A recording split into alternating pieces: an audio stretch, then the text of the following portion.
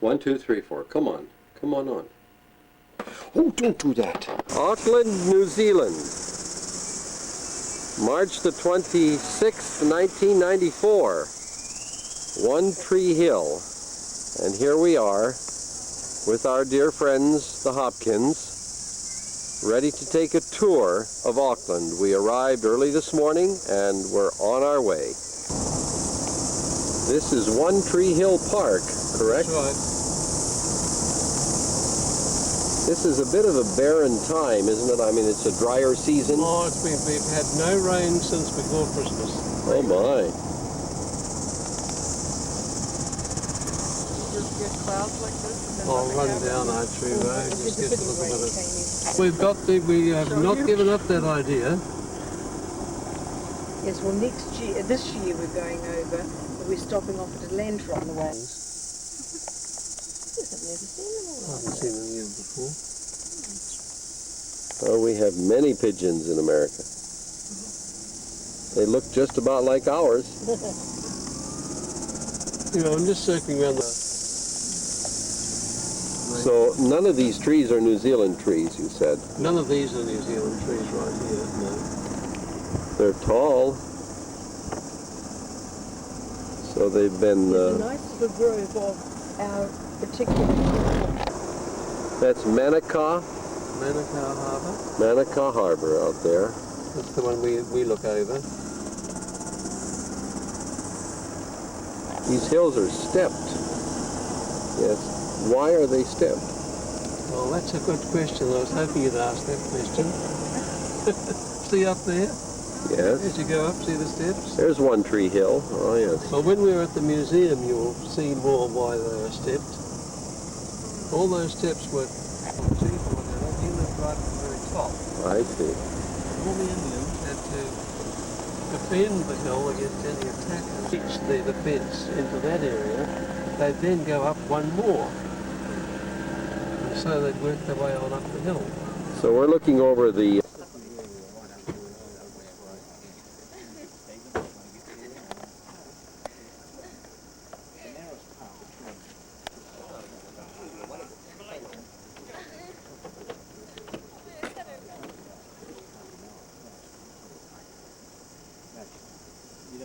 We're looking at Auckland here from One Tree Hill.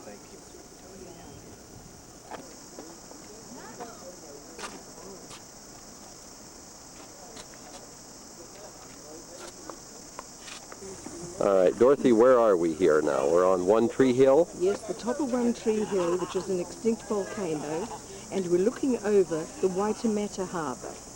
And over there to the right is the very famous Rangitoto Island. Is that the one with the volcano, the Yeah. extinct volcano? Way over there. It's not extinct. It could go up. Oh, does it ever bubble and smoke? No, but it isn't extinct yet. Uh-huh. All right, go ahead. That's about it. And then down below us, this is, Yeah, we're looking over to the main city. all right, and what harbor is that out there? It's the Waitemata Harbour. Uh-huh. And we're looking over the main city center there, the business center? Yes. And are we looking west now, or Don't ask me that. You, out here, where is the volcano? you are over there? looking more or less north here. I see. This is the main entrance way for shipping coming into Auckland. You're looking at a volcano ahead of us, an island, and that volcano is said to have erupted only about 600 years ago. Uh-huh. And this one is about to go up any moment. The one we're standing Yes, on? Uh-huh. yes. Well, it's my understanding that Auckland is spread out all around. It is. It's a very, very, very spread out city. It extends from almost as far as you can see to the south. This is the way we're looking That's now. right. And what bay is that out there? What harbor? That's the Manukau Harbour again. Manukau. That's where you Right. live. Yes. That's where the airport is, down that direction. Now, where would you live? Point the direction you would live. Where is we live over here. Oh, I see. All right. It's a very large harbor. Right to the right. Oh, it is. It's very large. That's industry in that This area. is industry, and yeah, it's quite a very big industry area. What kind of industry would be there, Rod? Oh, it's mostly light industry. There's nothing. Is it semiconductors or Um, would it be? manufacturing. In our steel, which is about, I suppose, the biggest industry in the locality, is right over the other side of that Manukau harbour. Mountain steps and so on. As we're coming from the airport, that's it. That's And you can the see one, the yes. flat land beyond it.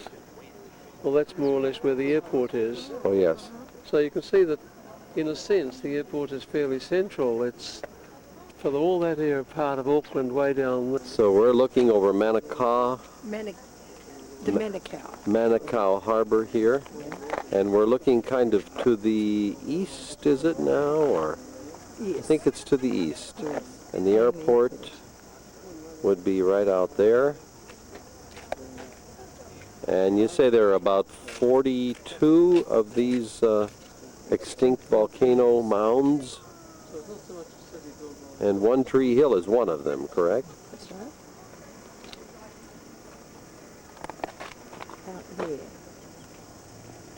where that little estuary goes in. Where's that? See at the top there, and it goes in a little bit. Okay, yes. Or we're somewhere in there. So that's Blockhouse Bay, right down in that area there. Well, you don't know how many times I've looked at a map and I've looked there. There is Blockhouse Bay right there. Sure enough. So this city is built around the two bays with a narrow isthmus there, and then Manukau's on that side and the other bay is over on that side, spread all over the place. And somebody This is the original volcanic crater down underneath us here. Somebody's written there Jesus, and I can't see what else. I see. I don't think they quite finished. No, it looks like they're quite finished. Huh. They used volcanic rock, I suppose, or whatever kind. Interesting. And here's Rod, who's touring us around today. And that's the next, another very popular lookout spot where most of the tourist buses take people when they visit Auckland. And that's called what again? Mount Eden. Eden? Yes. Like the garden.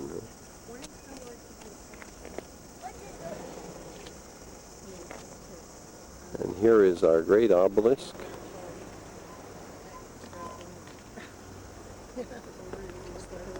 Which goes some, 90 feet up into the air. This is one at the moment. When I give up entirely, I don't know, it might, we might swing into trouble and need to, but at the moment we'll just have to We're managing with just one right now, too. And as it happens, the obelisk was erected. We are told that this obelisk was erected by one Sir John Logan Campbell, who owned all the land upon which Auckland is now built and gave it to the city of Auckland for a city to be built here. Not quite, no, just this area of the park. Just the area of the park he Is what gave. he gave. He owned this area. Yeah. Oh, well, that was very thoughtful of him.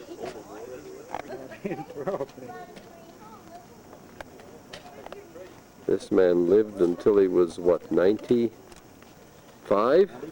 95 years of age. Oh, yes, and he's buried here.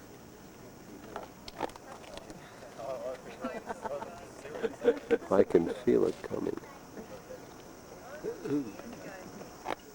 And here on the obelisk is an inscription in the Maori language.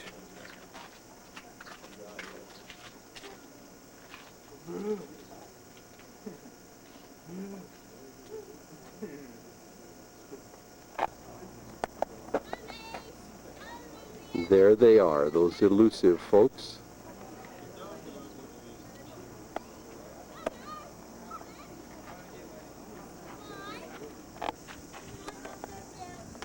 There's our one tree on One Tree Hill. Those plants were. And then to the right of that there's another flax bush.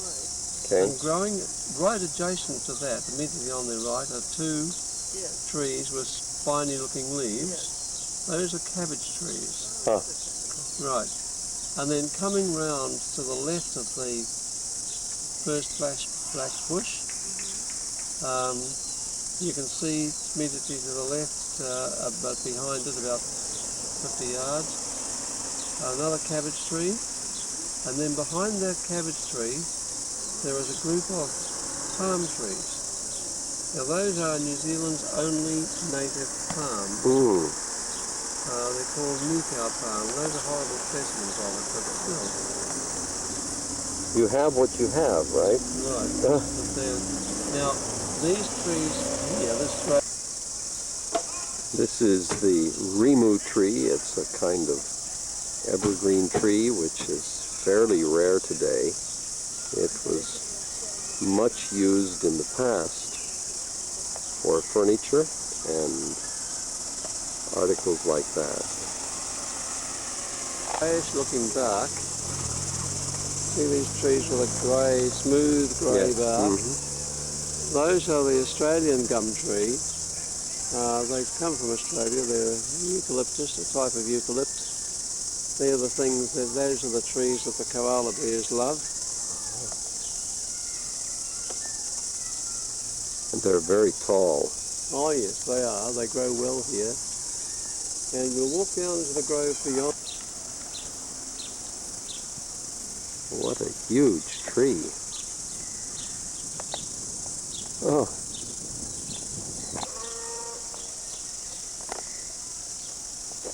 We have a grove. What you're looking at now is a grove of kauri tree. These trees here would only be, at a guess, something like 80 to 100 year old. The tree will in fact grow to more like 1,500, 2,000 years old. And so those are babies.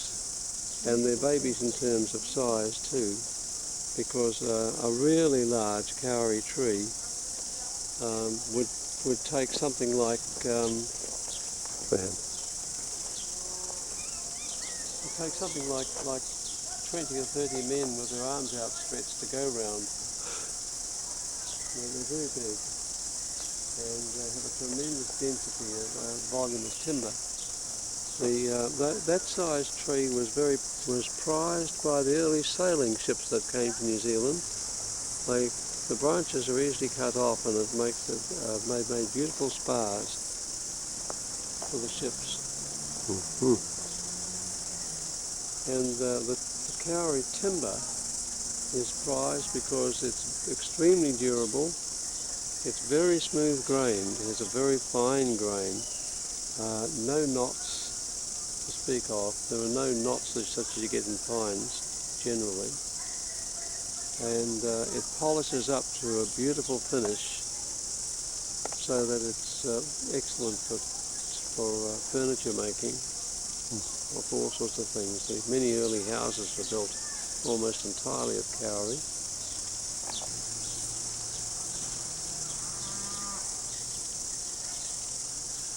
Amazing. We're now in the what is this museum called? This museum, it's called the Auckland War Memorial Museum.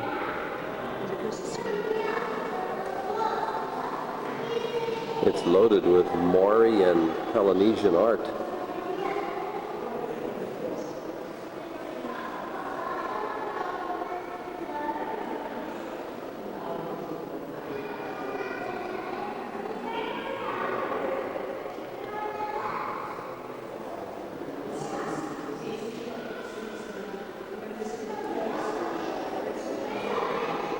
That is from New Guinea.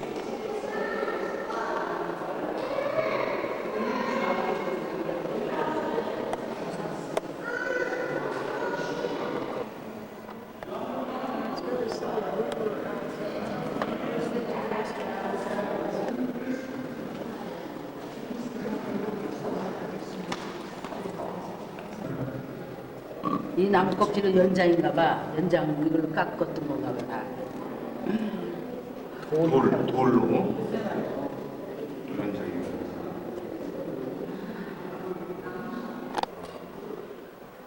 Rod, did you say this is the explanation for the ridges that are Right. out on That's correct. That's one correct. tree hill and the others? Can you explain that to me?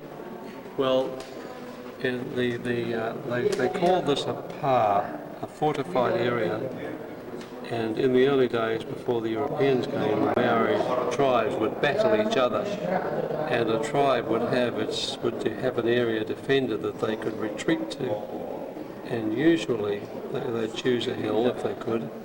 At the top of the hill, right at the very top, would be the chief and the most important people. And then on the way down, they would dig out these level spaces and fortify them with stakes, palisades, as you see there. And then if an enemy attacked, they would defend each level in turn and gradually make their way up to the top. And this little model shows you just 3 levels, but as you could see in One Tree Hill, there are many levels that they had.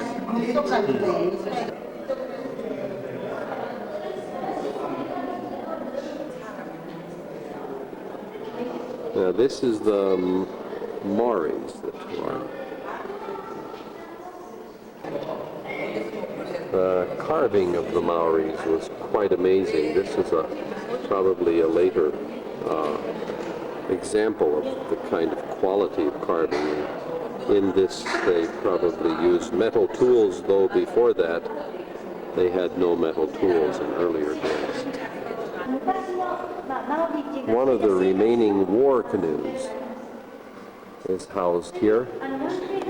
It is in a magnificent piece of work carved out of one single tree trunk, able to carry 100 warriors and used out in the open waters when there were wars between tribes. Magnificently decorated.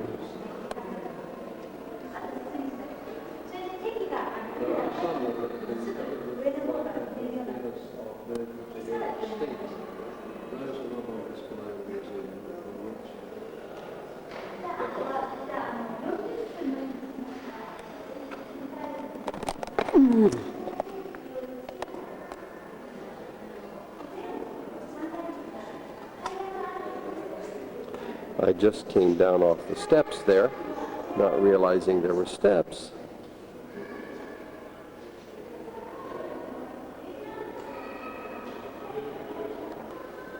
At the rear of this war canoe is this carving. It is 100 feet long.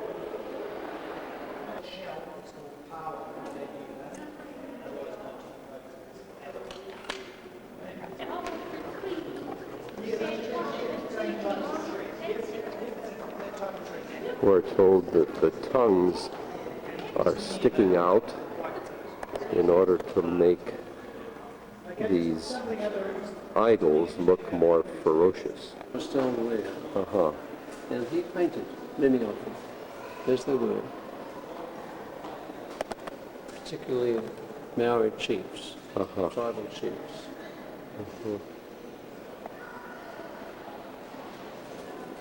The feathers that they wear here are the tail feather of a now extinct bird called the huia. Which are those? These feathers with the white tip. Oh, the feather. Oh, okay. They were the tail feathers of the bird called the huia, now extinct. Highly prized, and a Maori that could wear those had to be a very high rank.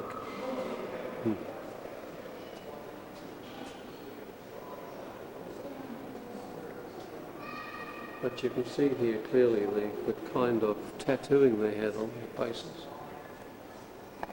We used to talk to her every now and again in her garden, and she had that tattoo.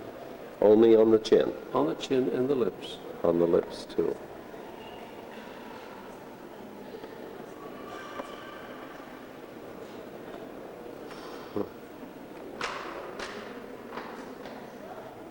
This is a Maori storehouse used for storing grains and other things to keep it away from the ground and the rodents.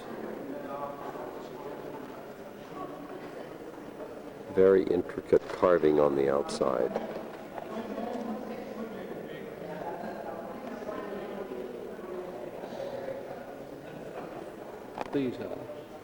These are originals.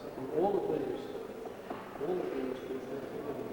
brought from some original Maori settlement. Came from original Maori settlements. This is an original meeting house for the Maori people. It's a place where all the people would gather for various ceremonies and activities. Lavishly decorated with totems.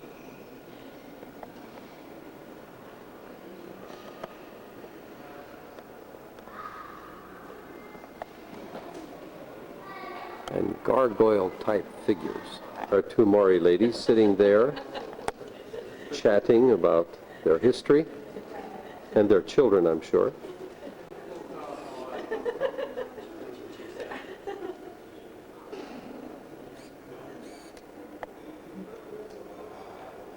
And all of these figures around the outside would remind their chiefs and their teachers what their history was and how important that history was to them.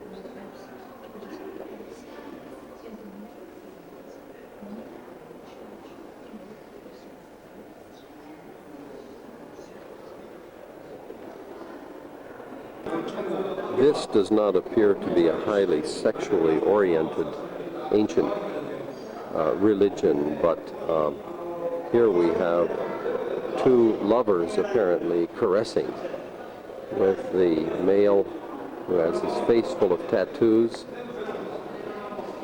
and the female who is tattooed only around the lips and on the chin and on the forehead a bit. It's quite surprising in a way that it's not depicted to... Some. Now you go into the Hindu culture, you go into the Hindu culture and it's an incredible preoccupation. It's almost foundational to their religion.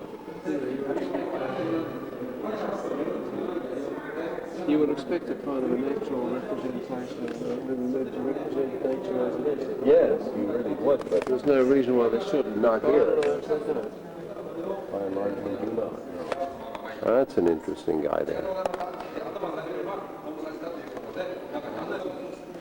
A more careful examination of this particular figure reveals that he's holding his two children and that he's virtually sitting on his wife. We're not sure whether it's to protect her or to keep her in submission. There she is right there at the bottom. This is an ancestral gateway, which is often was placed in front of a hut or in front of a village, I suppose, representing the male ancestor of that particular house or tribe. And it's stone carved, providing a great deal of detail and very imposing, with tattoos on the face as before. We are in Orewa, O-R-E-W-A, a small town just about 30 miles north of Auckland, and it's 10 o'clock in the evening and there's a full moon which is shining down over the Pacific, and it's a beautiful night.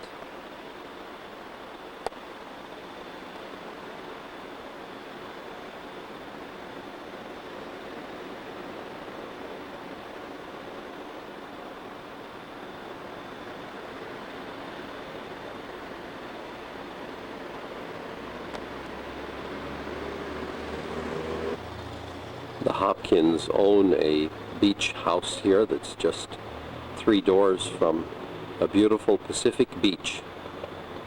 And we'll be worshiping tomorrow morning at the church here, and then we'll be fellowshipping with them throughout the day.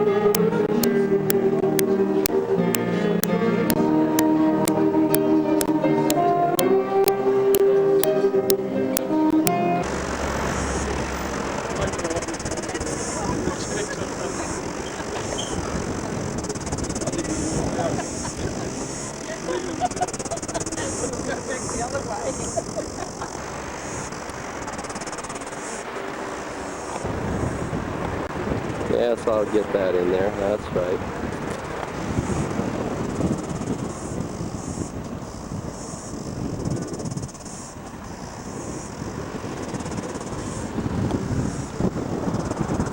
Uh-oh. That probably isn't very clear. I had it on manual.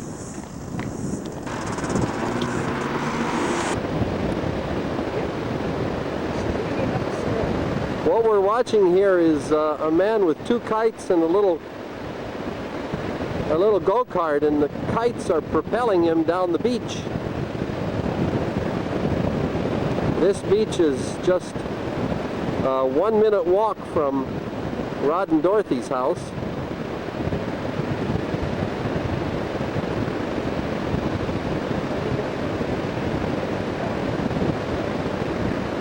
And there's Rod and Dorothy, along with Joan.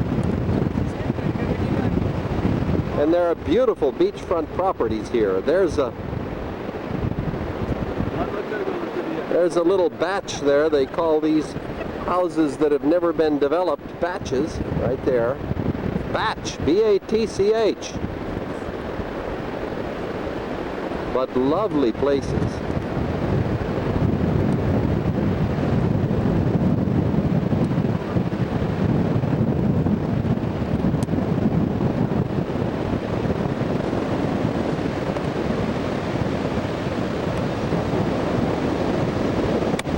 What a marvelous beach this is, out over the Pacific. Tonight we'll watch the moon come up, the full moon over the Pacific. This is one of hundreds of beaches like this all over New Zealand. And of course the windsurfers are having quite a time out there today. It is not a day for novices, is what Rod said.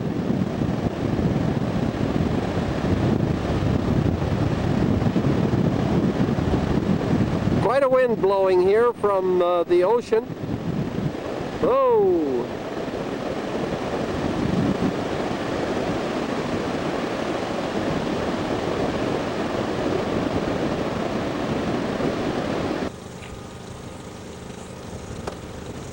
What is today anyway? It's the 28th of February, 1994.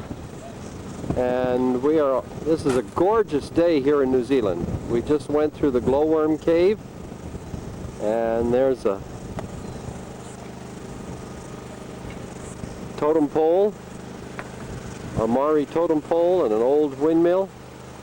And we're going to go on a walk now.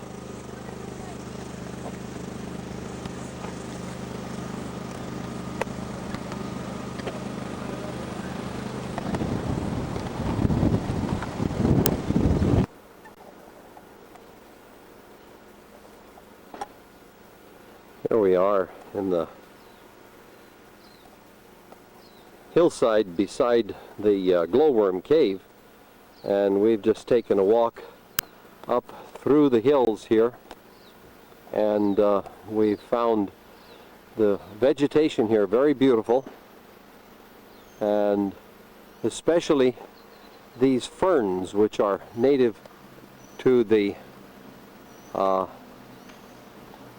New Zealand territory. The foliage is very thick, and their branches are very long, like 10, 12, 14 feet long, like this one here hanging way over the path. This is the 1st of March 1994. We're in New Zealand, and we're in a little place called Lake Taupo, and a town right beside it. It's a very, very beautiful place. I'll just pan across the lake from this angle.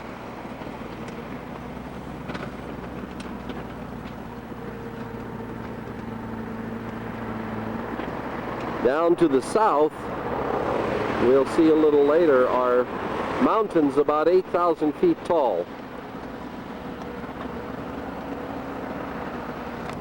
In front of us are swans.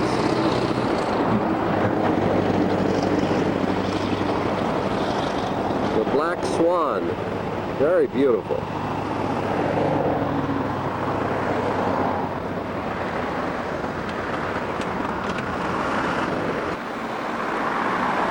Here by the roadside is a flowering tree. The bees and the butterflies are having a wonderful time.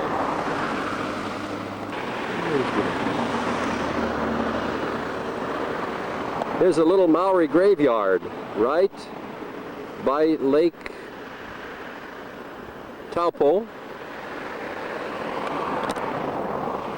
And as we can see, you wouldn't tell it was Maori by their surnames, but when you get to looking around from time to time, you come up with a photograph. There's Peter Boy.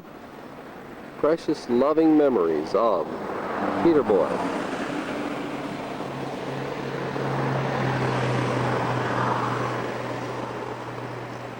Now here's a very special one here with a photograph. I guess it's Dad and Mom.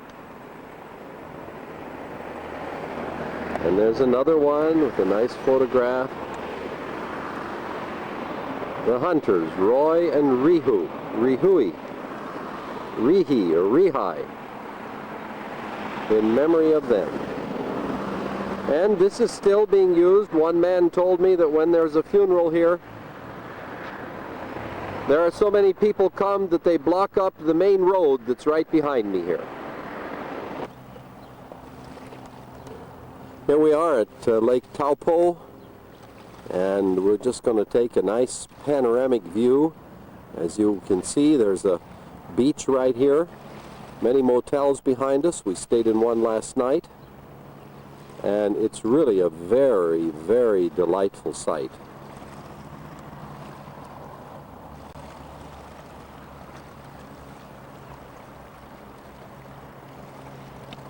Over across the lake, we can see a number of very tall mountains, up to 9,000 or 10,000 feet, in the Tongariro National Forest. Way off in the distance, there they are, very tall. Most of these mountains are the result of volcanic activity.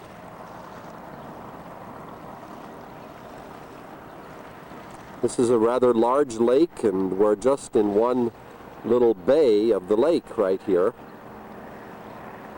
which has the city of Taupo right behind us here.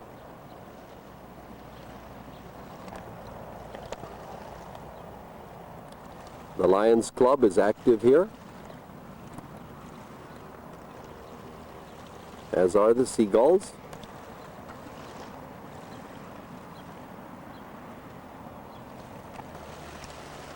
and blackbirds which I cannot identify. And here's another quick pan of the area.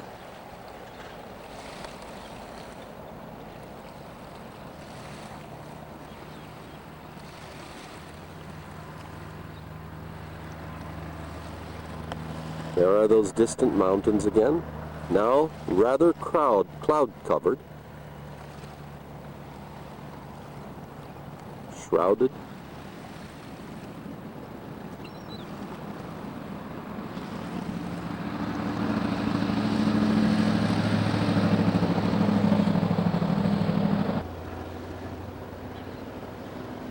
There's a seaplane out over the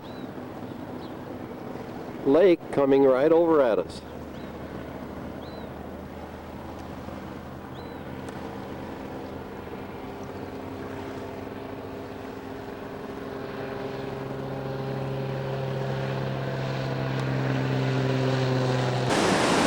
We're right outside of Taupo, and a river feeds out of the Taupo lake, and the Huka, H-U-K-A Falls, comes down here. The water is brilliantly clean and blue.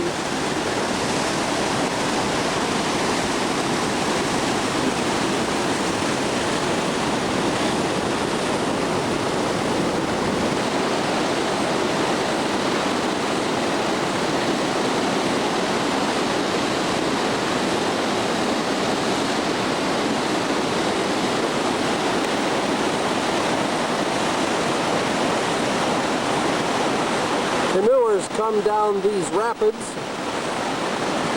hoping they'll survive.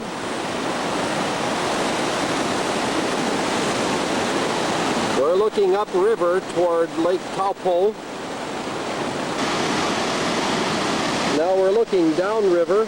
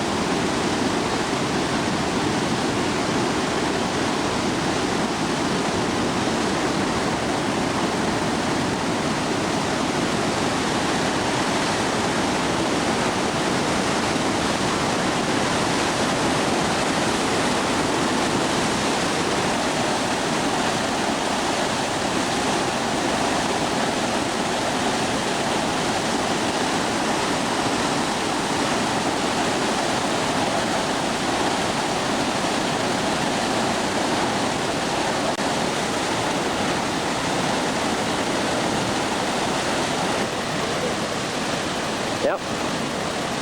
You notice there's a rainbow here. I'll focus in on it for a moment, right there.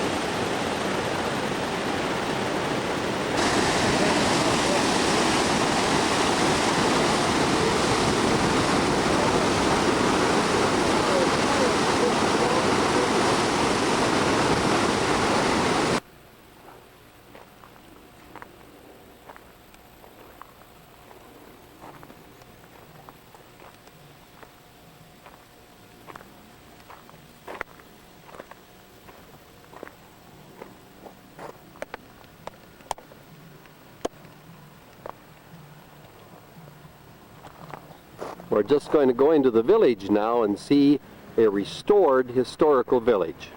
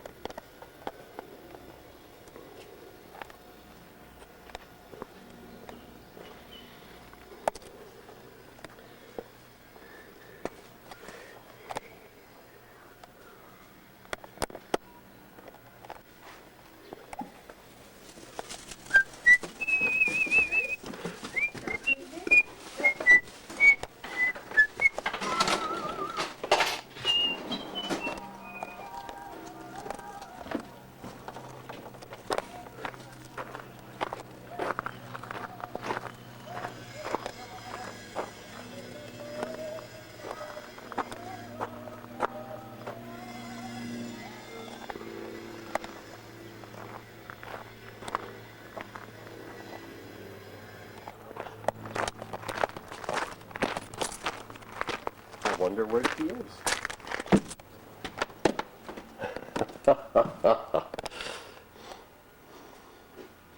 My, my, my.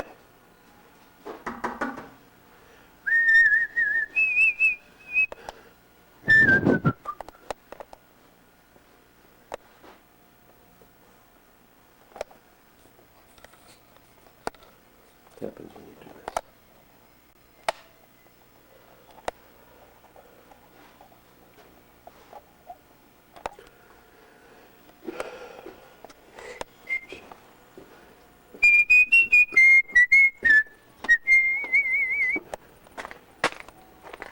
Carriage rides, a bit of history.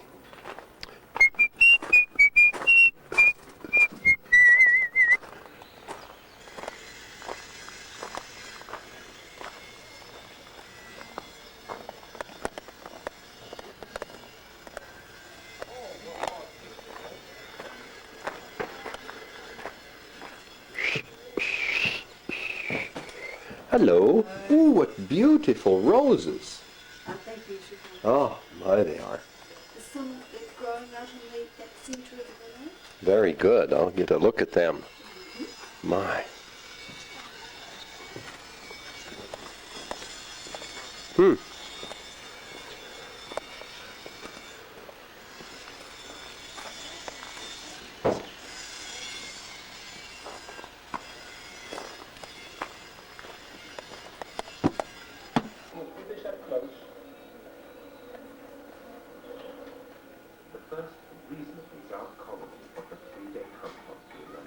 As they're coming in outside. Yeah, you can see them coming in the window. I mean, you have a hole through the wall. Yes, we do. They just come and go as they please. Mm-hmm. Well, I must get a little picture of the proprietor of this delightful shop here. And you just sneaked away. I did, didn't I?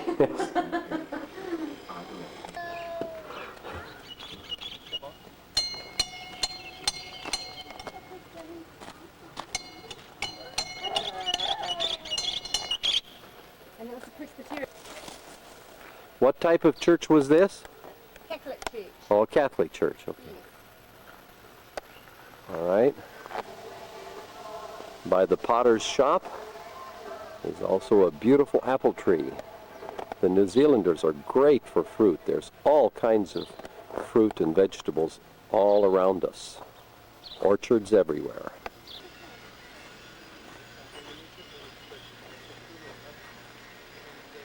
At the base of the Presbyterian church here in the village are these chickens, and here's the church. We'll get a better view in a little bit.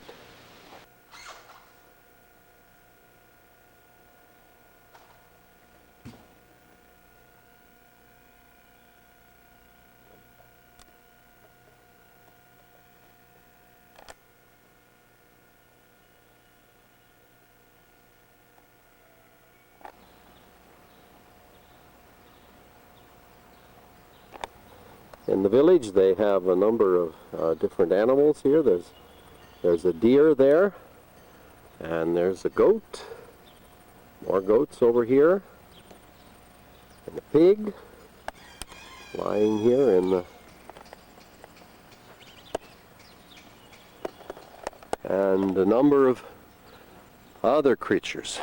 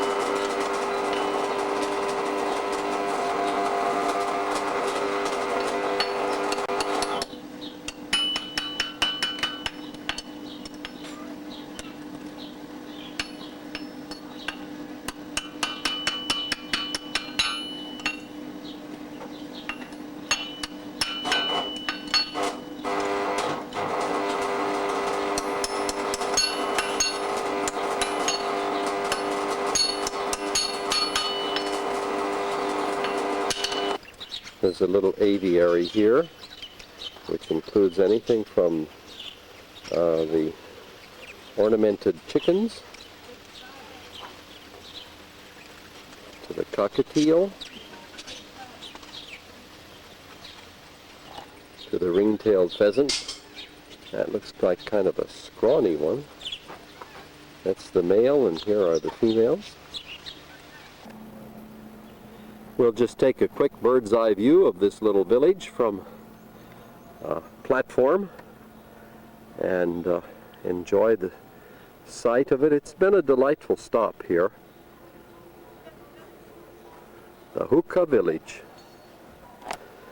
And below is a typical boat.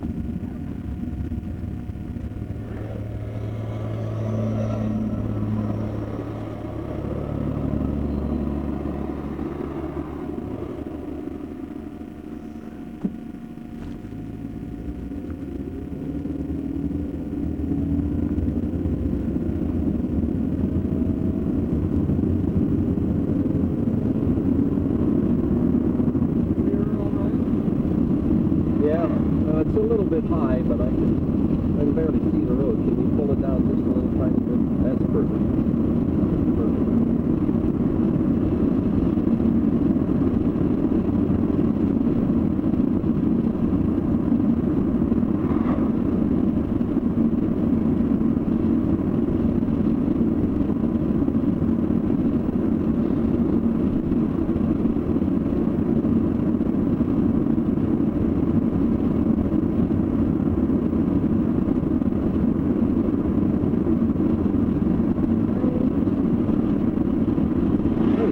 Village. Really enjoyed that, especially talking to the shop people. It was really nice.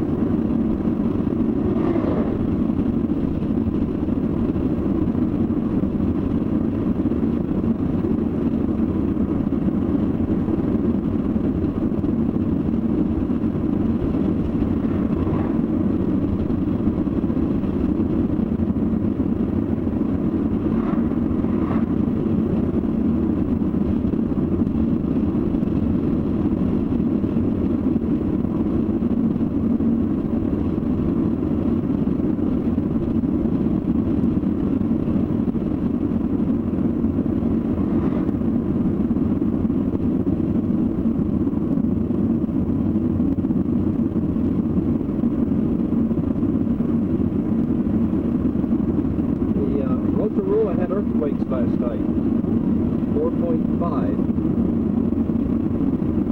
and Wellington also had them, but they were down in the 2 or 3.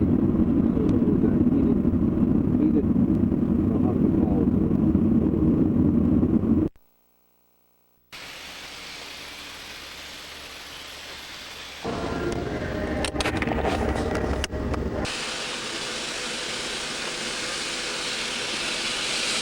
This steam comes from the earth where the magma heats water. That magma is not too far down here, and the water then turns to steam and is pushed up to the surface. And the New Zealanders have caught this steam and are turning it into electricity. We're on our way to Rotorua, and I'm just taking pictures out of the window here at about 50 miles an hour.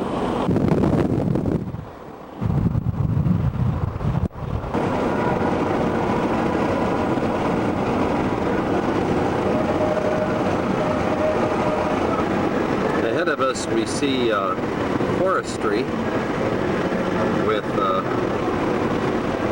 original trees and then a large area that's been recently cut. We're going through a forest here, and the trees look so rich and so healthy. There are different ages of trees. Obviously it's a well-controlled forest. There are some places where it's cut and other places where the trees are small, and then these trees on the right here are quite large. You've been in New Zealand for very long? No, just since last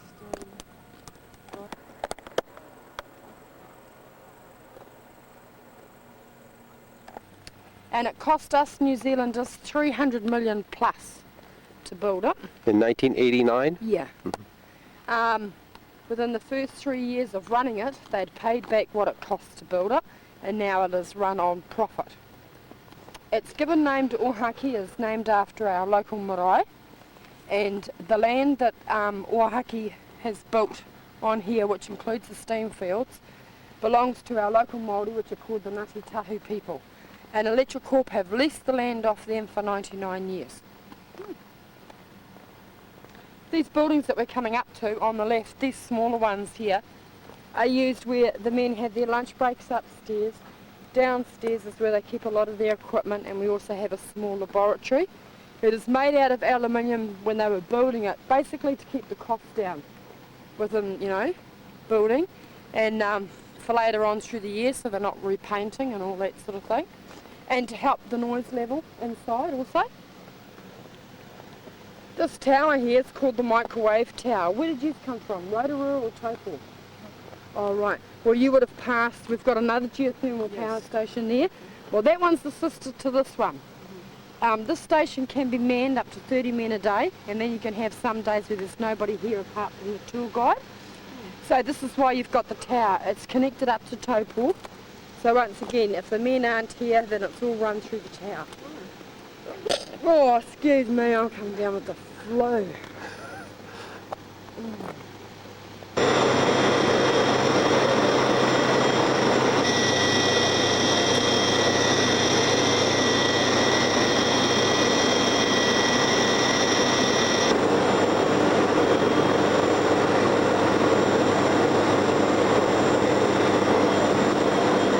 What is 49,000 kilowatts of electricity? So you've got about 580 tonne of steam passes in through here every hour on the hour.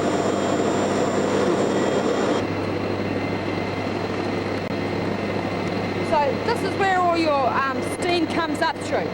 And it hits this pipe here and then divided into those two turbines that we come up to. Your steam can come up on your east side, which is over here. It comes up out of the ground about a mile deep. Runs along all through the pipes, comes up under its own pressure, then so far along the pipes it meets up with pumps, which pump it up a lot faster until it hits up here in the plant. Your two outside pipes bring the steam up here, and your middle pipe takes the water back down into the reinjection field, which is over here on my right. These two round ponds here, you've got one on your left and one on your right. That's where all those gases are sent back down, then the company dilutes them and then dumps them.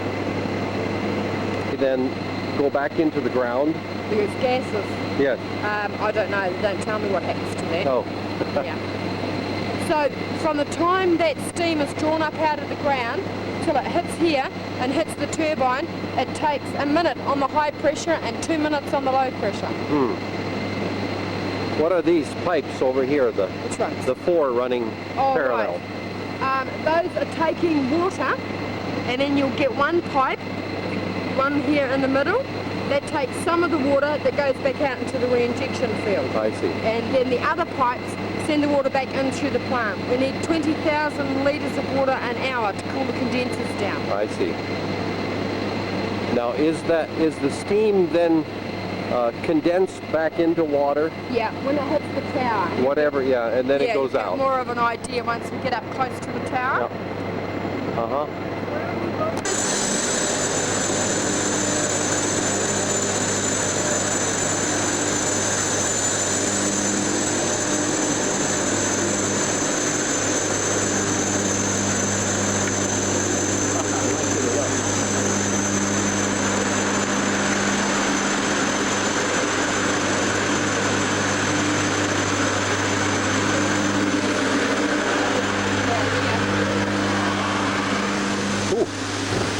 a big one.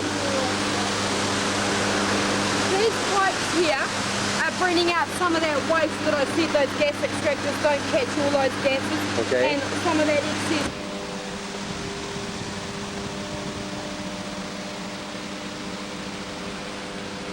The power that goes through this plant takes care of 3% of the needs of New Zealand.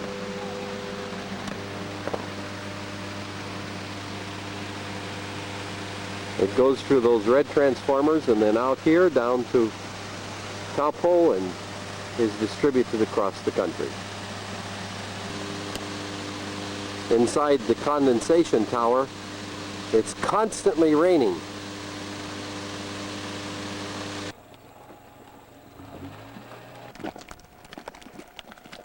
What we see here convinces me more and more that God really has a sense of humor.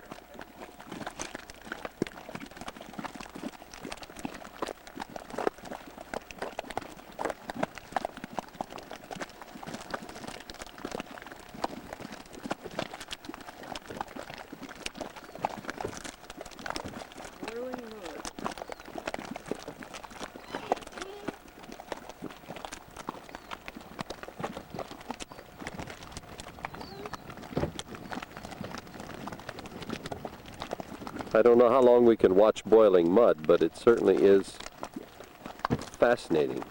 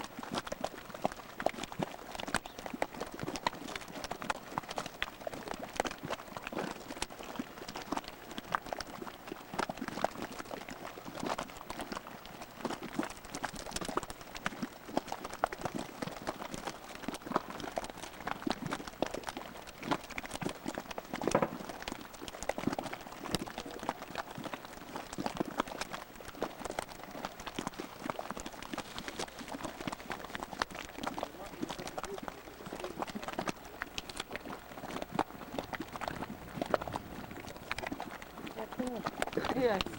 Huge fish.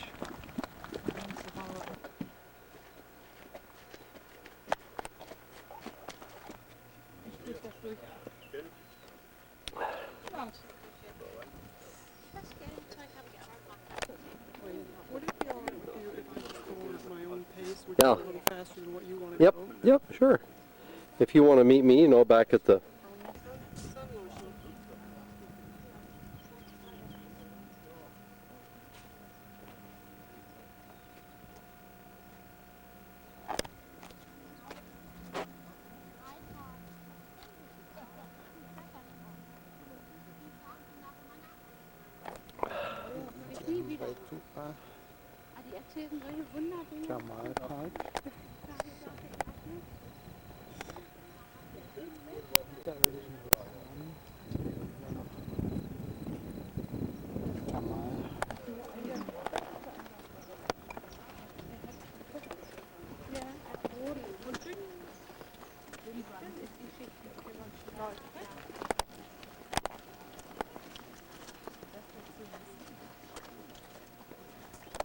It's constantly cooking.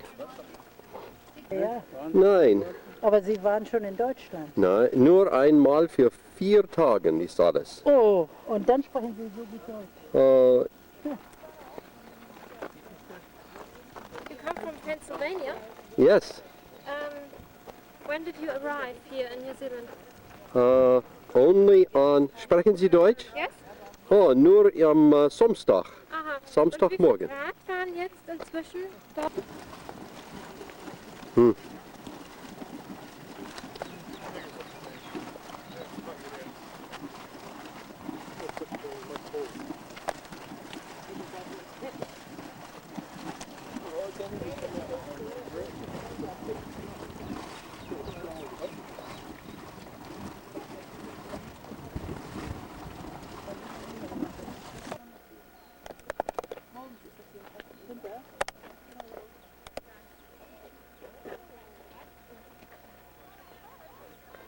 Especially significant here is the variations in color that we can see in the boiling pools.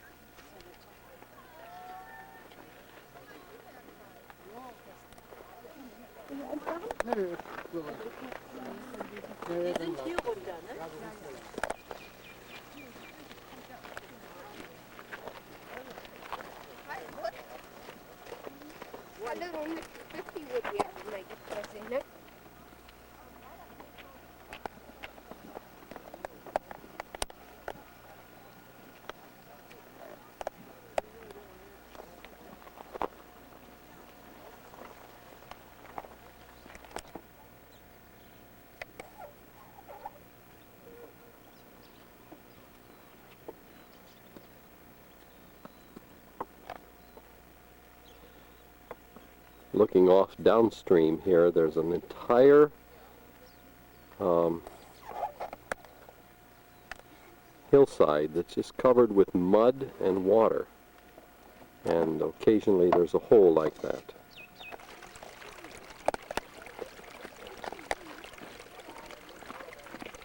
And the water comes dribbling off and runs down a spillway here on the side.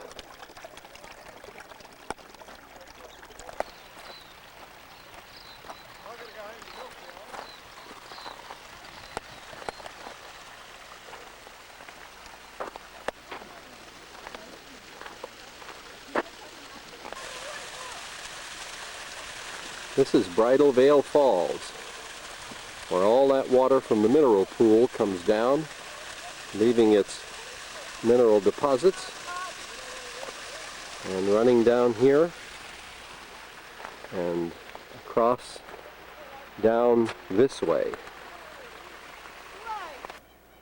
It then ends up coming into this very stagnant looking pool here underneath this little makeshift bridge, and out into another large mud flat, which goes on and on and on, it appears, way off into the distance. This is another section of this area. There's a boiling cauldron.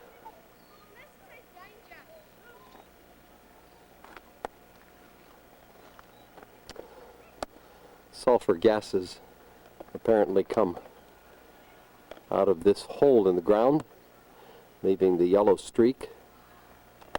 If we wanted to talk about cooking gas, right here it is. It's just cooking and cooking. Here's your diarrhea, Paul. Here, son. Oh yeah.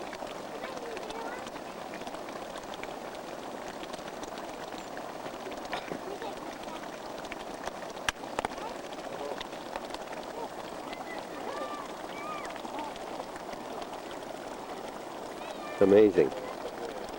And there's the big one over there. It's just cooking and cooking.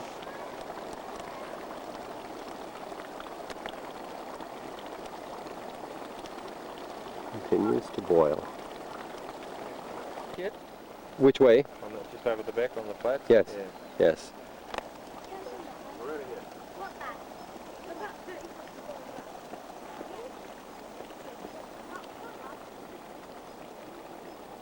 There is a large pool.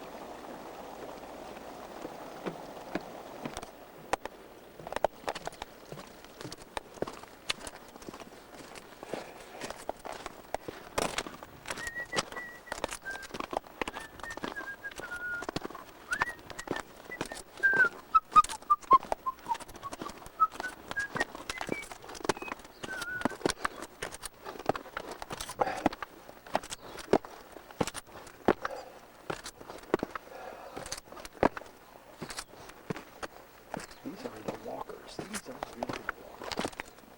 Bart. Catch these kids. Yep. Hey, how long you good? Here we have sulfur mounds. That one looks like the face of a dog, just like that. Hello, Fido. Amazing. We are back to a very large pool here, which has a kind of orange yellow mineral deposit here on the edge and is constantly steaming and boiling.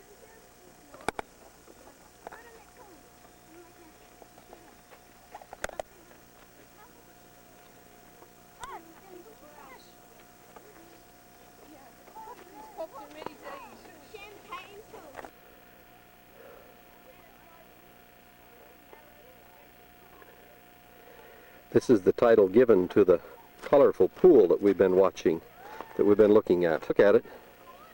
It's out there in the distance.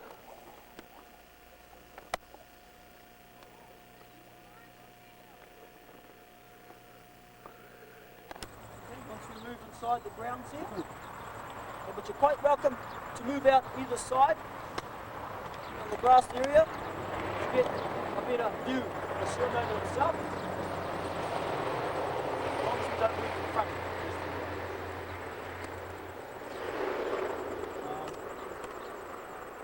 Now the most important part of the ceremony is this challenge, or wero. When this warrior is approaching our two rangatiras, he's going to be bulging his eyes and poking his tongue out, grunting and groaning, and it's going to look quite humorous to some of you.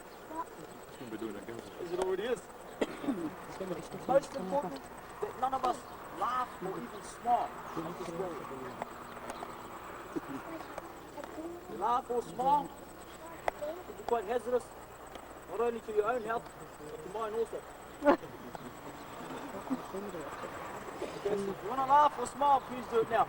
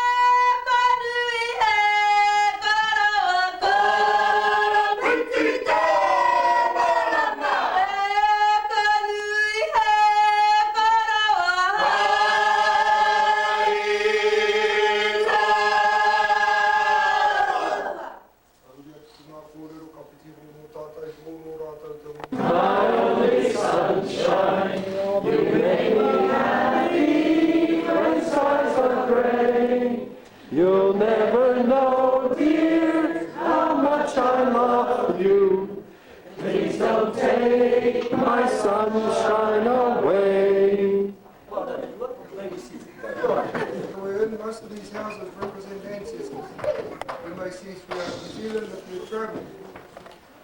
You'll find back out the front, up in the apex, a carved figurehead. It's outside, you can't see it from in here. Those carved branch boards represent outstretched arms. This top end, we call it tauhu, his backbone. Coming off the tauhu, he has his ribs, and the centre pole represents heart. Represents his heart.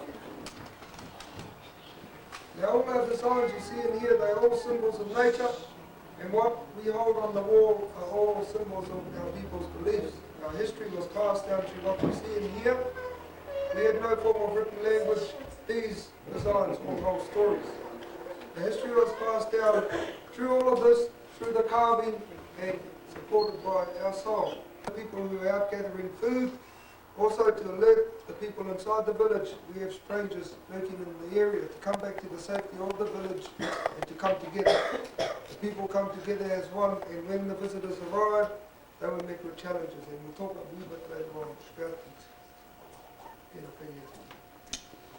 Now, along pulls you'll see a lady's shoes. Now, when they are all twirled simultaneously, they depict the maiden flight of our bird, the white heron. And it is the most difficult poi we have in our culture. So we're now going to demonstrate for you all the use of all these items in song and dance. Kia ora.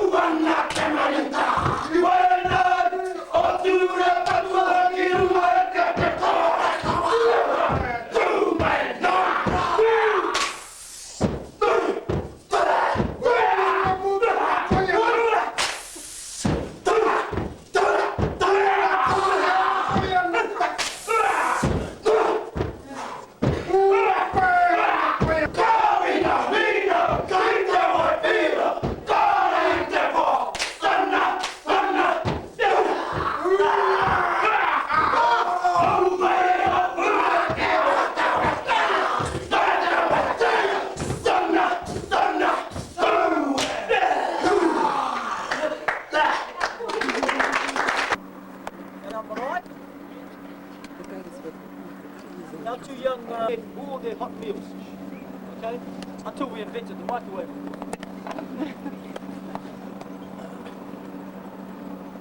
That's the, seems to be the whole of it. Okay, everyone, now this top cover here, our two cordon bleu chefs are removing now. Okay. These are made of specially imported camel hair. Okay. Telling you the truth, ladies and gentlemen, I wouldn't have a clue what they're made of, but they do a very fine job.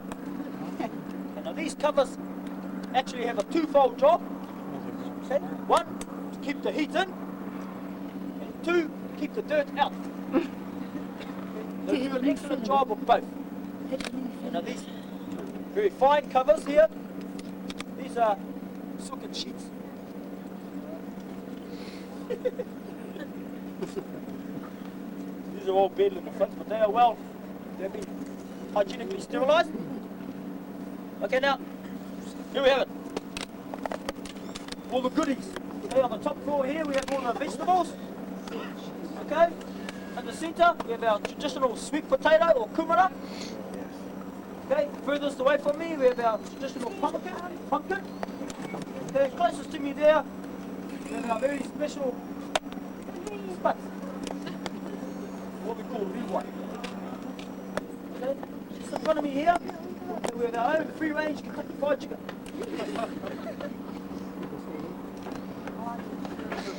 Okay, now very shortly, our two chefs are going to take all this meat, vegetables away and carve them up into more edible portions for us all. Okay, while they're doing that, I'm going to explain to you all the preparation of our hangi feast. Won't take long because I'm hungry too. Okay, now watch your step over there, folks. Those embers are still very hot.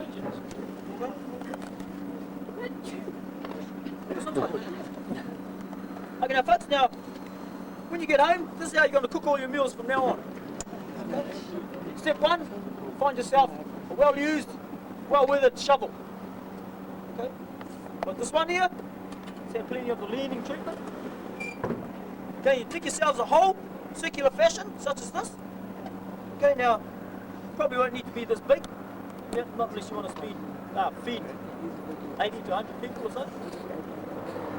Okay, just dig yourselves a shallow hole out in the backyard. Find yourself some river stones or river boulders. Because the Māori people have found that these stones hold the heat the best, which is what you want. And now we've also thrown in a few locomotive brake shoes, track joiners there, just to add a bit of texture. Okay, once you've got your selection of stones and metal, build a fire in the base of your hole. Okay, now, out here we use traditional timber or native timber. It's called tawa.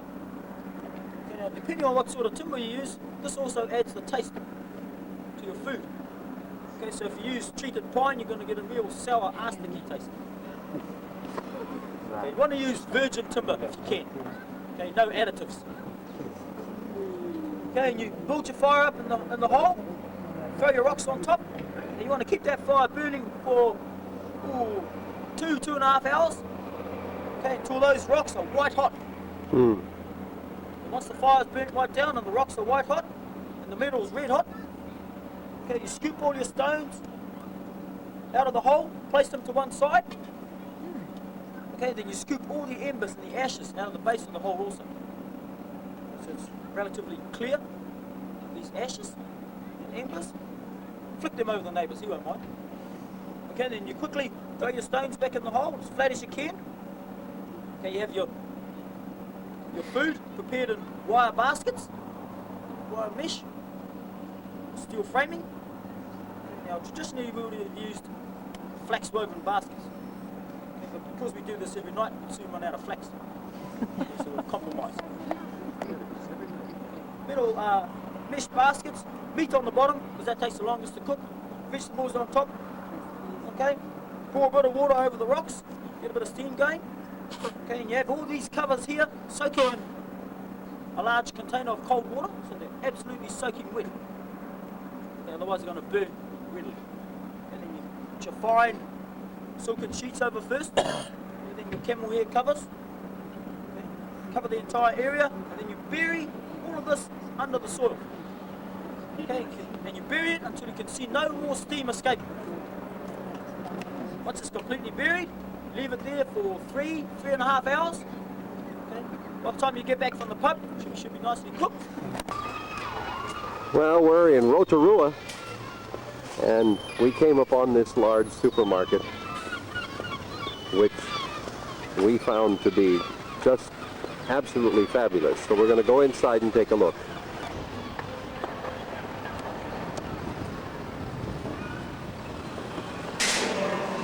First, there's the produce department that is just loaded, literally loaded, with fruit and vegetables so abundant. 50 cents per bag here, almost 2 kgs, 50 cents. Grab yourself a bag of these potatoes. That's a real bargain. 2 bags left of potatoes at 50 cents. Almost 2 kgs here. One last bag left. Friendships be the only way to be.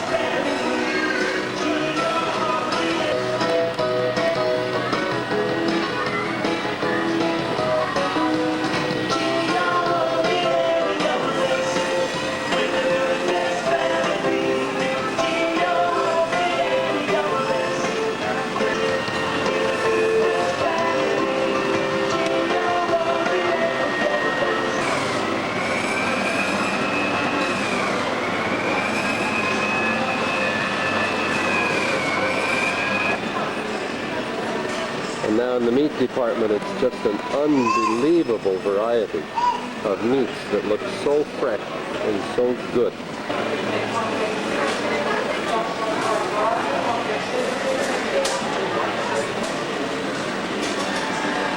Sorry, Sue.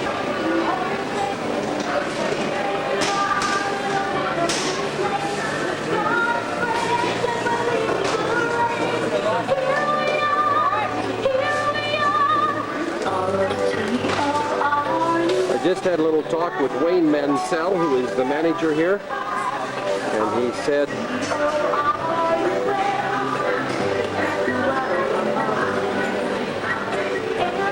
I was just over, I talked with Wayne Mansell. You talked to me before. He said, go ahead and do it. I'm into spiritual food. I'm a minister of the gospel in Philadelphia, Pennsylvania. He said, you're no competitor. Thank you very much. Okay. Plan.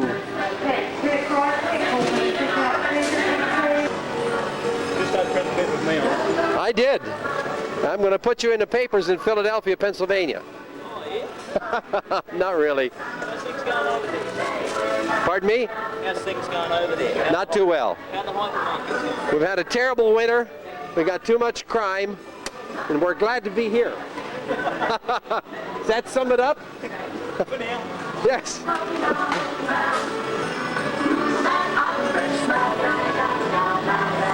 And here are the rotisseries where all of this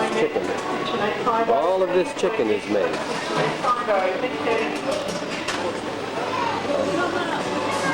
What a beautiful boy. And on the other side are fresh breads by the dozens of varieties. I mean, literally, dozens of different kinds of fresh breads. As far as the eye can see, here's fresh pasta with all different kinds of salads and things that you can buy right here. And fish, every kind.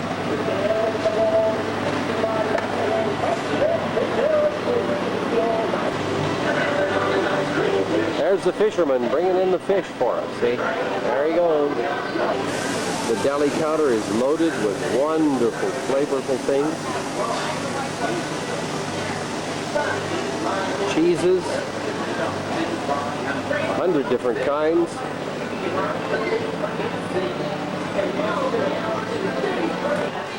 And the dairy department right here with the cow ready to serve you. Right beside the eggs, which makes up about 100,000 eggs here, I suppose.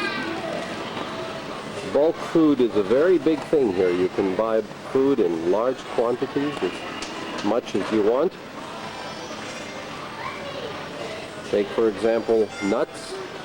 These are all dollars per kilo, and the New Zealand dollar is about worth slightly more than half what the American dollar is, and a kilo is 2-point-something pounds. Vitamins and cosmetics and specialty foods, amazing, as far as the eye can see.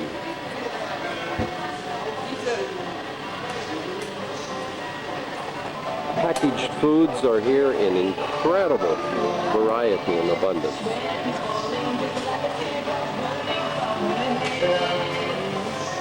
And at prices quite comparable to ours. Look at the candies here.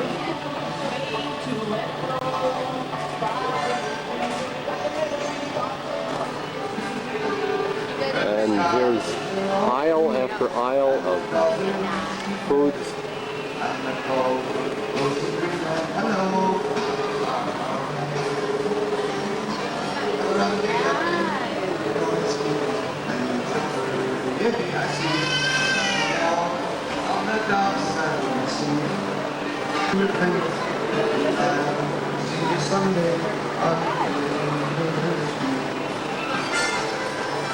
Ooh, look at those marvelous big chocolate bars. Skies are all clear, and there's never a day. Fish jump on board with a swish of their tail. I'm sitting on the leisure, and there's no work to do. And the captain's below, making tea for the crew. You tell me, old shipmates, I'm taking a trip, mates. I'll see you someday on Fiddler's Green. And here's the wine and liquor center. Just in great abundance. When you get back on dock, we have live music. The long trip is through. Hey, do me. There's clubs and there's pubs, and there's lassies there too. And the girls are all pretty, and the beer it is free. And there's bottles of rum growing from every tree.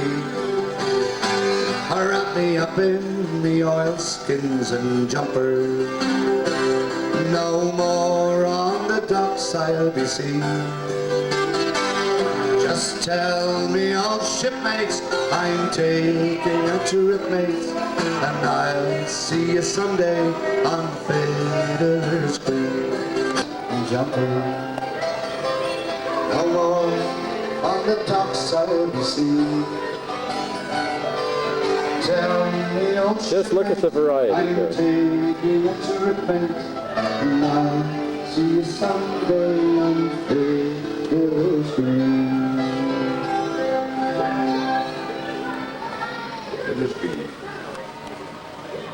And finally, here is the frozen food section.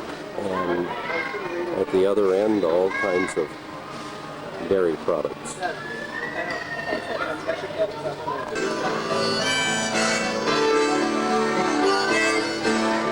Think I'll go out to Alberta. So this goes on here day after day. In the fall, got some friends that I could go working for.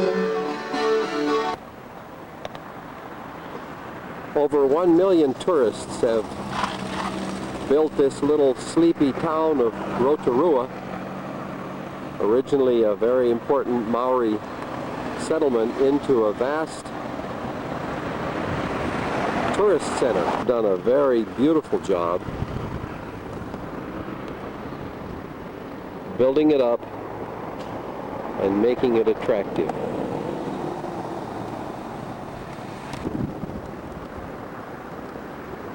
And out beyond there is Lake Rotorua.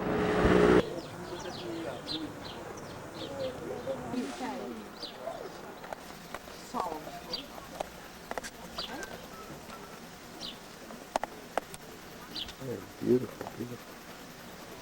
Big guy.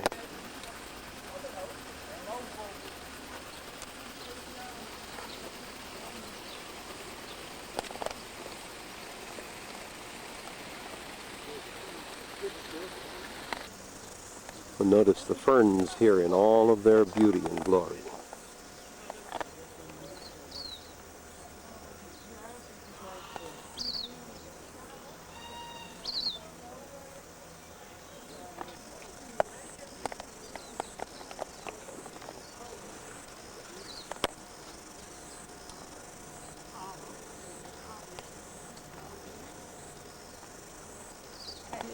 Ze zijn niet erg mooi. Nou, je dacht er even tegen de dingen. Het lijkt wel een beetje een papegaai-achtig. Donker. Een brutaal beetje.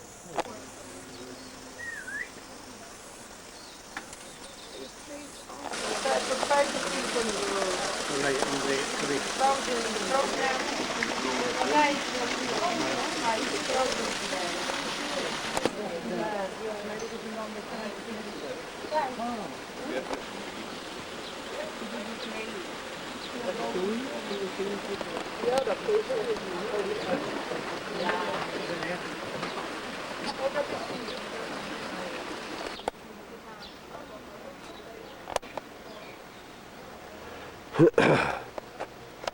Emu.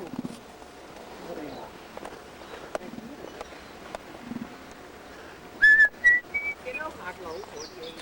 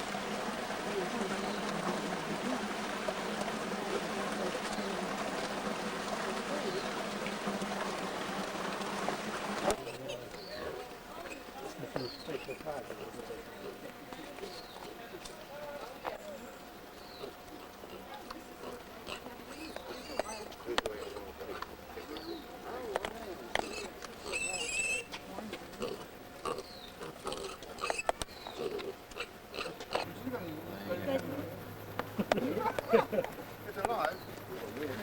Oh, it's alive. Where would you find it? Mostly up the Endemic Islands, you know, the ones off the coast. Oh, right. This is the kiwi. The male is small, the female is large, and there's a baby in the middle. And they lay the largest egg in proportion to the size of the bird of any of the birds.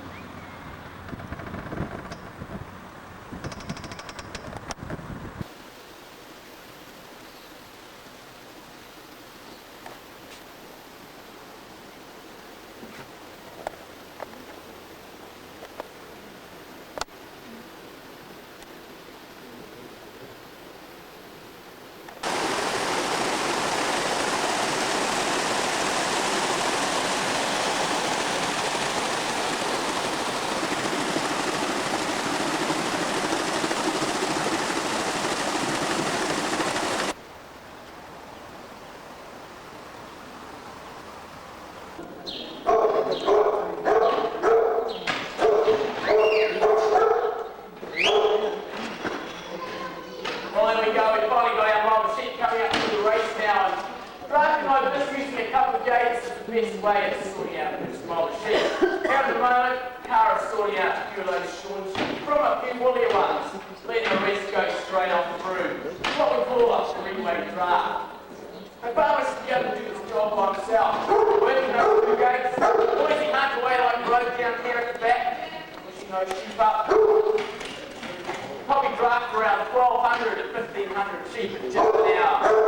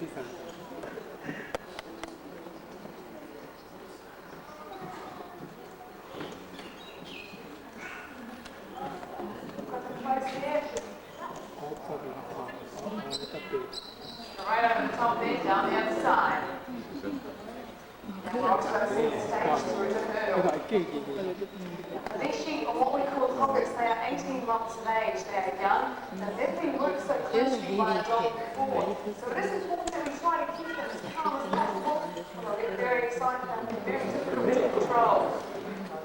Well, really quickly this afternoon, on to our third and final stage. Now this is the most difficult. The sheep need to be in the pen. The sheep don't like to confined spaces. See how the two of them get on. You may have noticed Spy doesn't laugh when she works. She just uses her eyes and her body movements to control the sheep.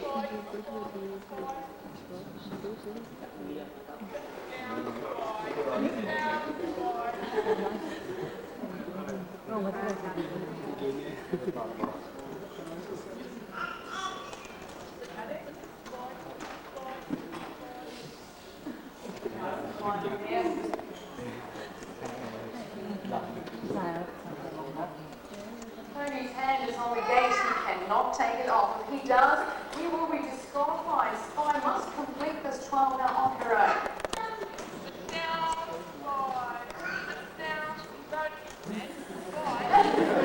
We've got a snack on the way. Oh, lovely.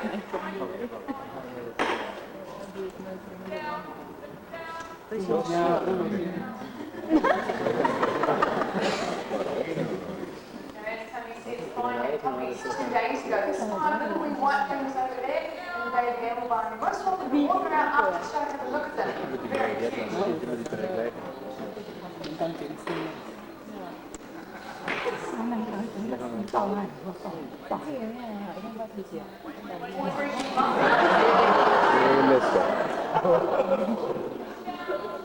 Remembering Tony's hand must stay on the gate the whole time. Just over a minute remaining. No,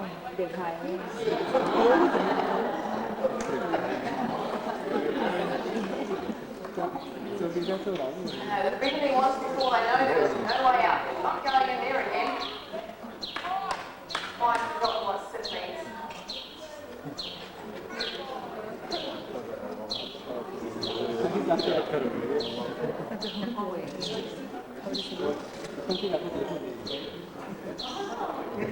So this trial is not over until all 3 sheep are completely inside the pen. Not doing too well here.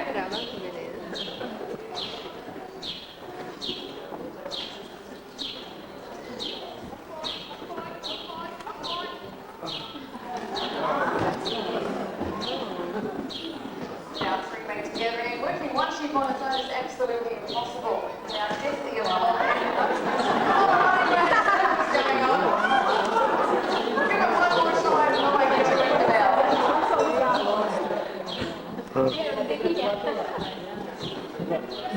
caoဖို့ဟာရှိတမ်းပေါ်你让客人再看一下。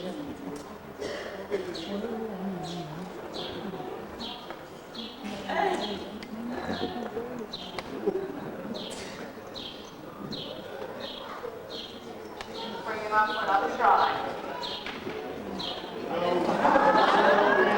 Take it away. Better run fast, it's fine. Now, dog bites fly also like those expected to run anything up to 80 to 100 kilometres a day in speed. We're getting up to at least 65 to 70 kilometres an hour.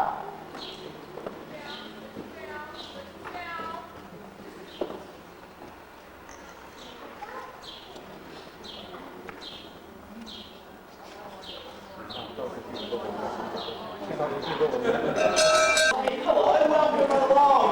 How about a nice big smile? There we go. She's pretty happy to be here. Now, that may look pretty silly, but that's what we call mouthing. And you mouth the sheep to tell their age and their condition. Just by looking at a sheep's bottom teeth. Look, she's got 6 big bottom teeth there. Now that's telling me she's 3 years of age. If she only had 2 big bottom teeth, she'd be 1 year, 4, 2, 6, 3, 8 big bottom teeth, 4 years of age, full mouth. And you're probably keeping your sheep till around 5 or 6. Now sheep haven't got any teeth on top, she's just got a hard gum up there, a hard palate. No teeth in the middle either, but a set of molars down the back. When the sheep was a bit younger, when it was a little lamb, got a piece taken out of its ear. Here we go, that one there's got a V taken out the end. Now that's a registered mark, it's called a station mark, ear mark. And each farmer in the area has a different shape or a different position on the sheep's ear. So that's Rainbow Farms ear mark there. If I was drafting off a big mob of sheep and I saw a W, I know that could be my neighbour's sheep. So I can draft it off and decide whether I want to give it back or not. One more time, you have to jump this time, alright? Here we go, bend your knee. 1, 2, 3, jump! Swing it around!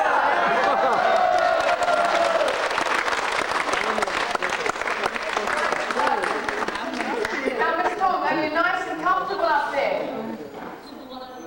Right, you're sitting on 2,200 pounds, that's 1,000 kilos.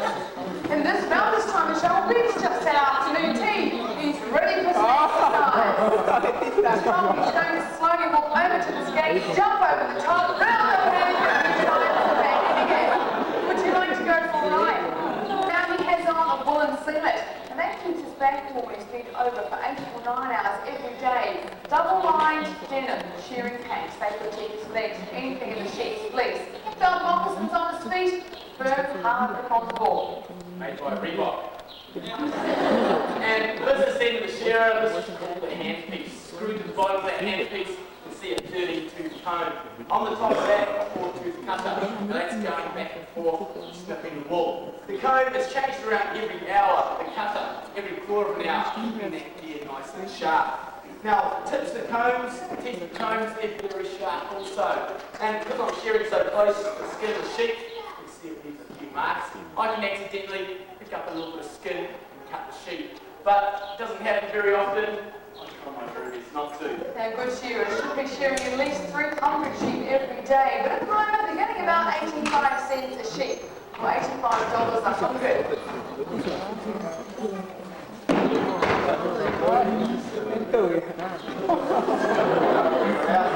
Get nice and comfortable.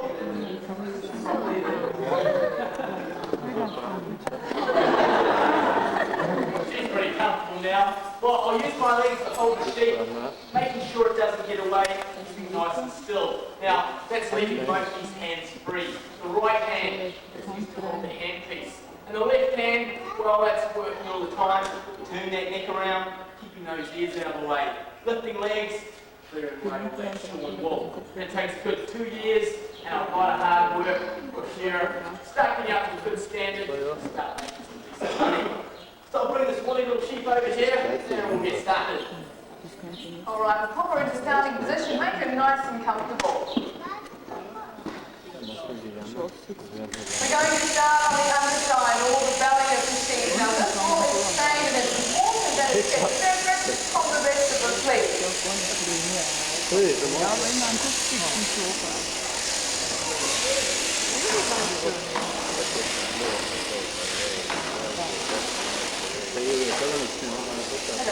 there on the top brisket there, just put the top off there.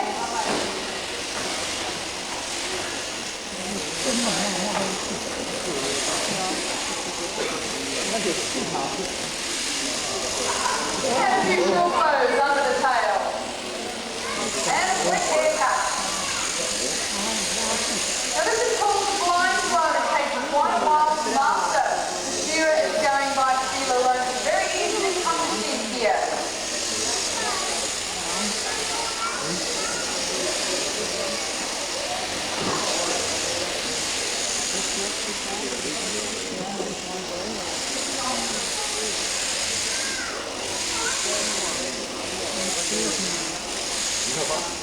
A few short blows, and we're into the long blow, right up the sheep's backbone. Now at this point, Tony's just been facing the band wall. We've turned it around so you can see exactly what's going on. And we're well over halfway. Now you want to get careful, you'll notice Tony is slowly stepping backwards. Too easy to hang on to the sheep's head, and that leaves his left hand free to keep that skin nice and tight.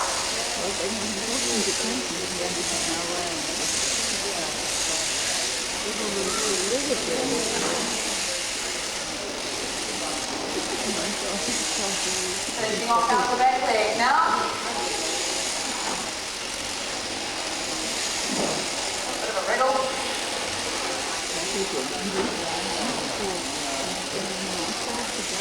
There we have one well-shorn sheep. Really good. How you feeling right now? Oh, yep. We have some no clothes on. See that little bit of scab there? That's just a bit of crusty. Just top off that. That'll be alright. Well, if you won't be feeling cold for long, what we do now is put her out into a nice big paddock full of grass. This sheep here, they'll get a nice big belly full. Keeps the warm from the inside out. And another amazing thing that happens within the next 24 hours of this sheep's fleece coming off, their skin thickness, well, that doubles, it thickens up, to get a nice big layer of fat, and protects it on these cold days. Well, we'll put it back in the pen now. Here we go. See her again in around 6 months' time.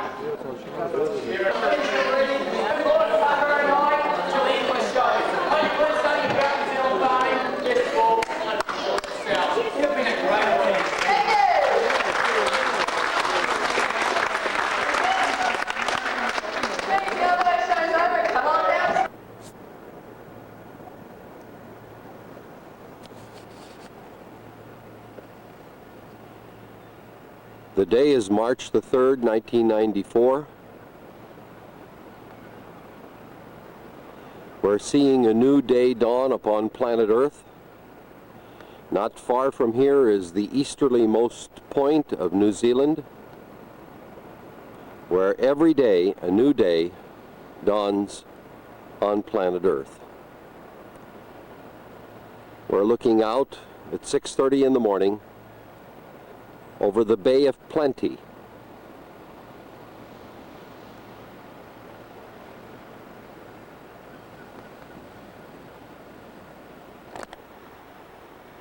Looking to the east, we catch a glimpse of the harbinger of the rising of the sun.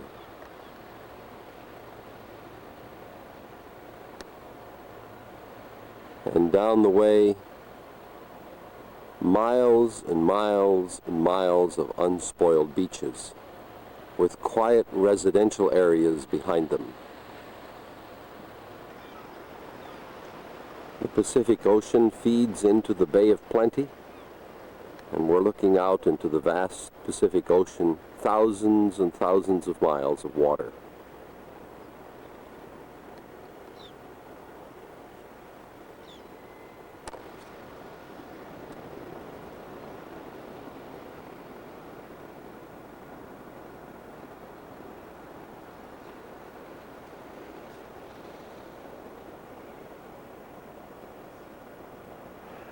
We're out on a peninsula in a little town called Mount Manatui, and there's the volcano, Mountain Manatui, which stands at the end of a peninsula jutting out into the Bay of Plenty.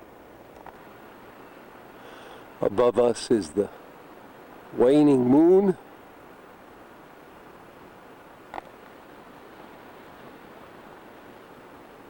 With its friendly little star.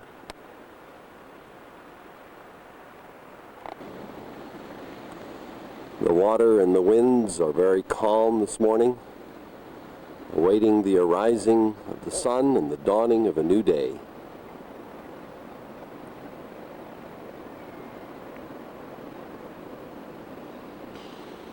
Looking down off of this sheer precipice from the rocks where I'm standing, you can see how clear and beautiful the water is.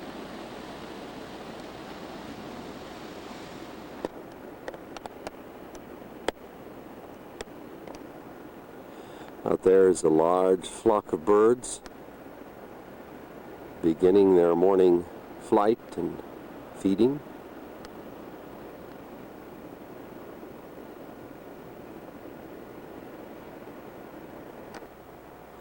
It's from that point that I was just taking the picture.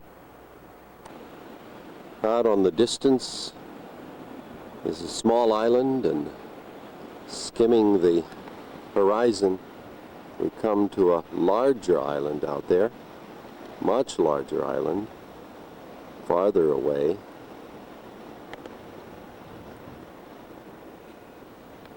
And again, over against the rising sun, right in the area where the sun is going to come up, is another island quite large. And then here is our obstacle island right in front of us.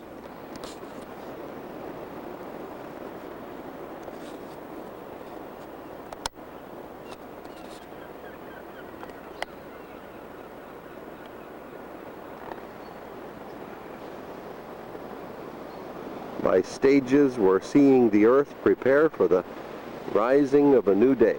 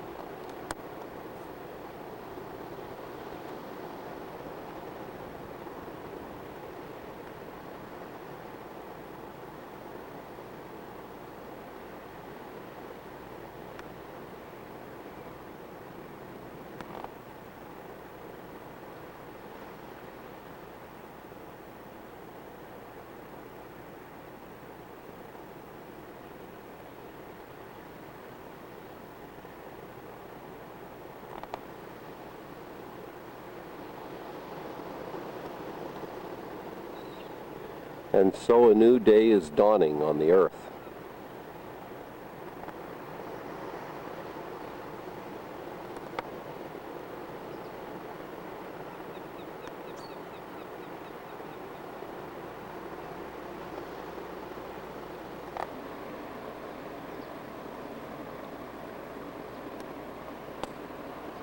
Looking over the little quiet town of Mount Manatui. with its beautiful cedar trees.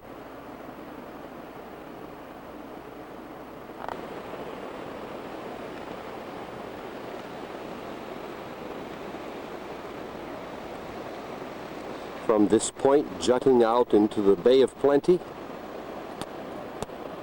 this peninsula ends up with Mount Manatui.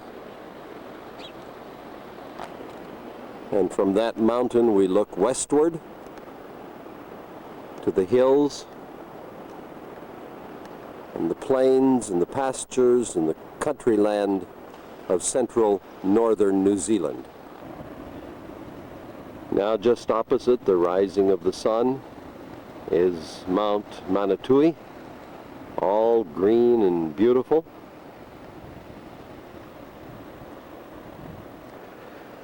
Down the beach.